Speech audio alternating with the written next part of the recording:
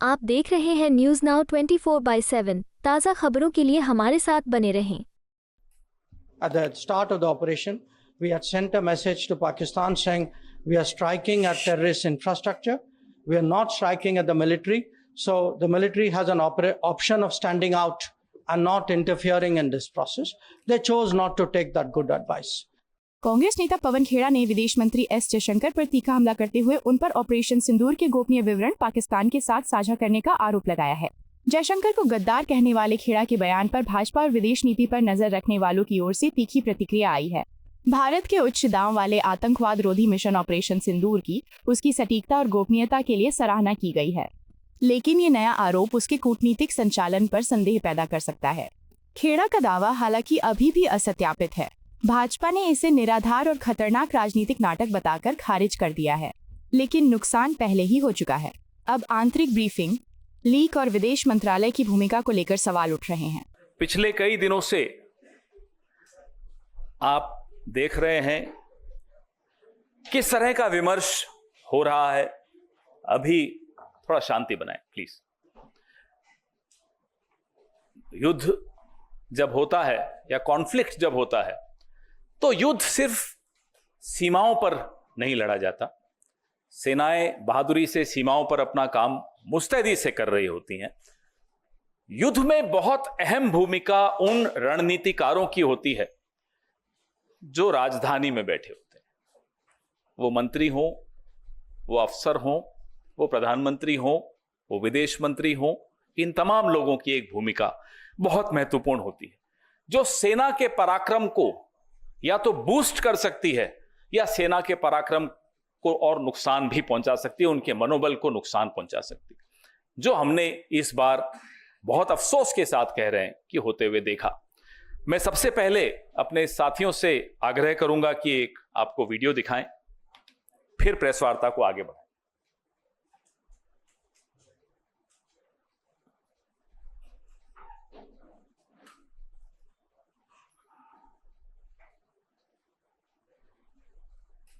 At the start of the operation, we had sent a message to Pakistan saying we are striking at terrorist infrastructure. We are not striking at the military. So the military has an option of standing out and not interfering in this process. They chose not to take that good advice.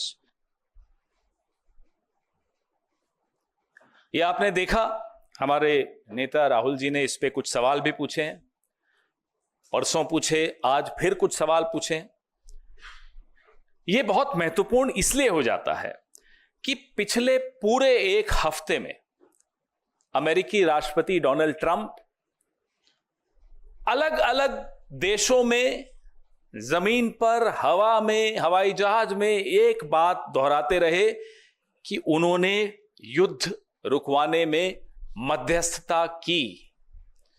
उन्होंने एक बहुत खौफनाक बात भी बोली कि उन्होंने भारत को व्यापार रोकने की धमकी देकर युद्ध रुकवाया। This is a very dangerous comment coming from the American President Donald Trump, that he threatened India, that he'll stop trade with India if the war doesn't stop. तो सिंदूर का सौदा होता रहा, प्रधानमंत्री चुप रहे। विदेश मंत्री के मुंह से एक शब्द नहीं निकल रहा, एक शब्द नहीं निकल रहा, दोनों के मुंह से नहीं निकल रहा। हमें नहीं मालूम कि ऐसी कौन सी सीक्रेट्स हैं, ऐसे कौन से रहस्य हैं मोदी जी के, जयशंकर जी के या भाजपा के और नेताओं के, अमेरिका के पास और मैं तो कहूंगा चीन के पास। न अमेरिका पे मुंह खुलता है और चीन पर जब मुंह खुलता है तो सीधा क्लीन चिट देने के लिए खुलता है और मुंह ही नहीं खुलता। कारण क्या है?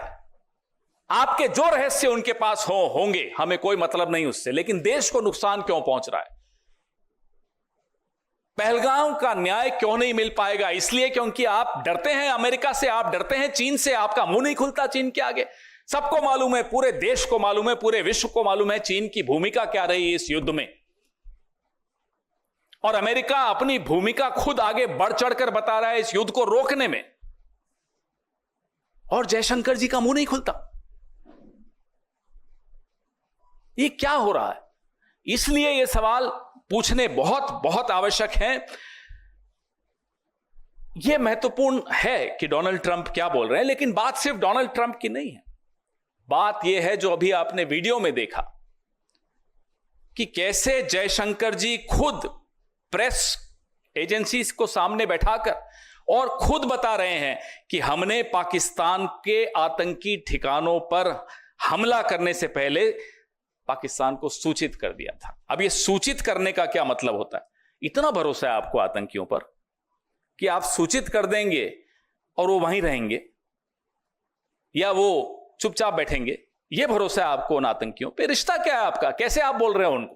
क्यों बताया आपने उनको? और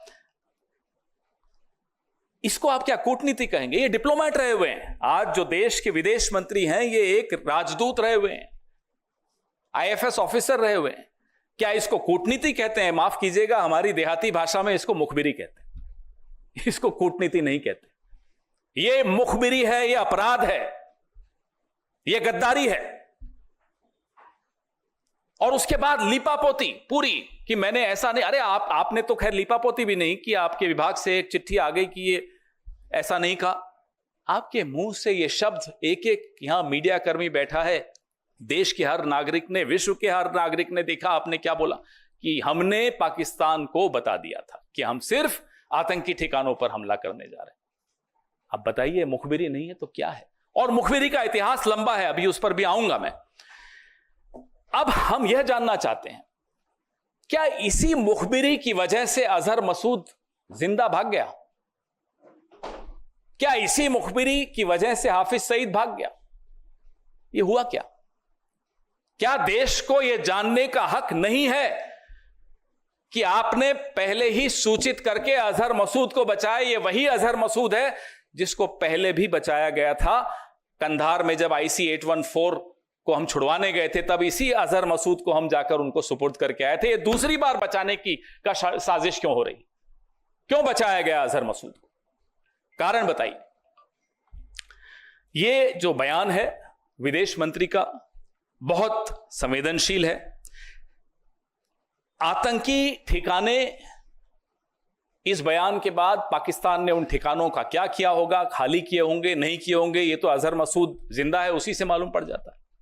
और कितने आतंकी जिंदा बच के भाग गए होंगे, ये चिंता और ये सवाल हम सबके मन में है। We are right in being concerned and being worried about the future, the safety of our country. If we have forewarned Pakistan, then obviously most of the terrorists like Azhar Masood, like Hafiz Saeed would have escaped. Why did we allow that? That's a question, that's a concern which every single Indian faces today.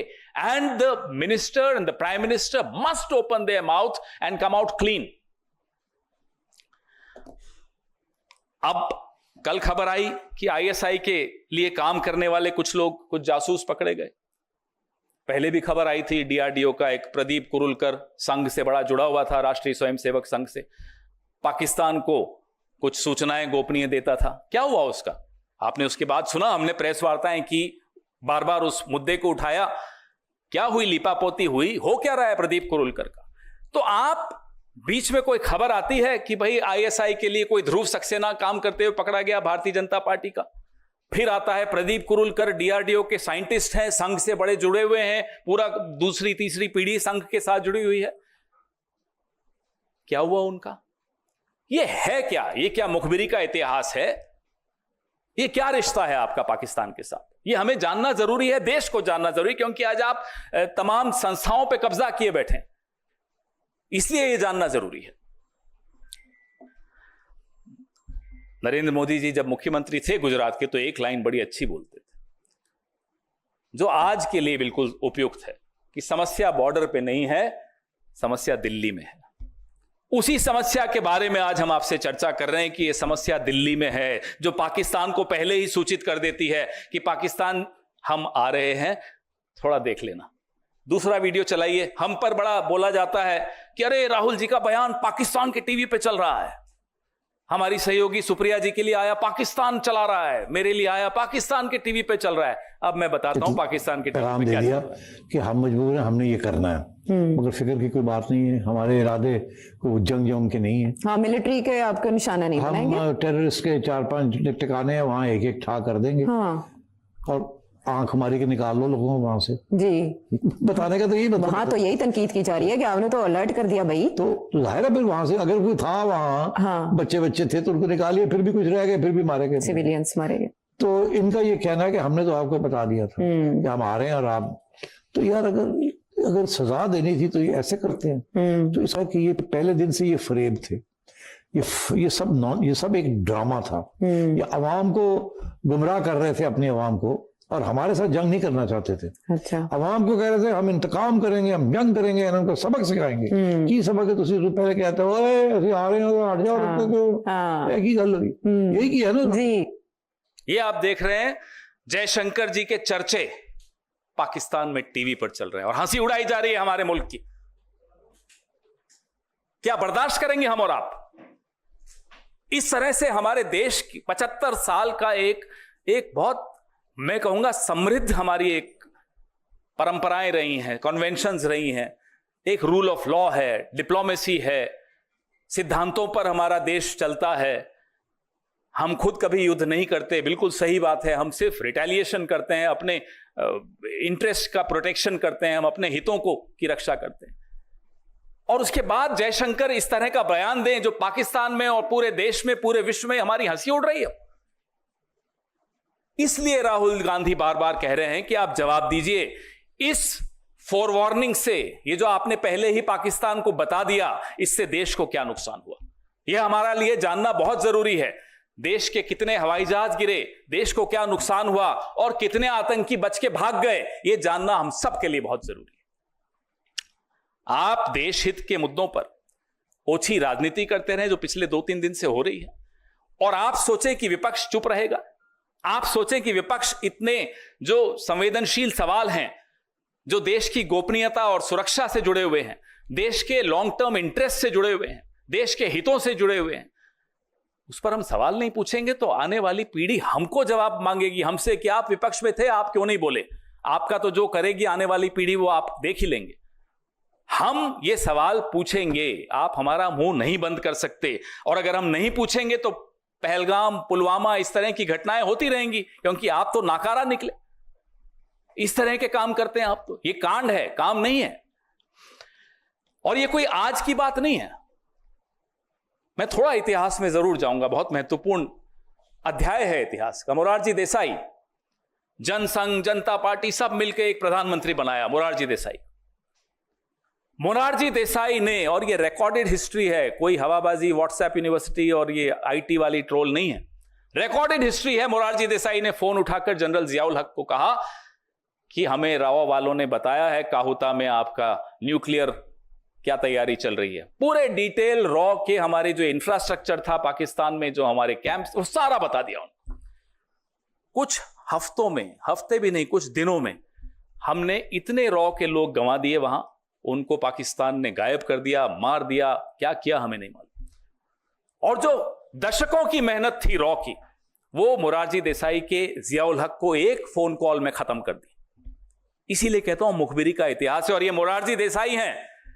जैसा देश में हमारे भारत रत्न होता है ना, पाकिस्तान में निशाने पाकिस्तान होता है।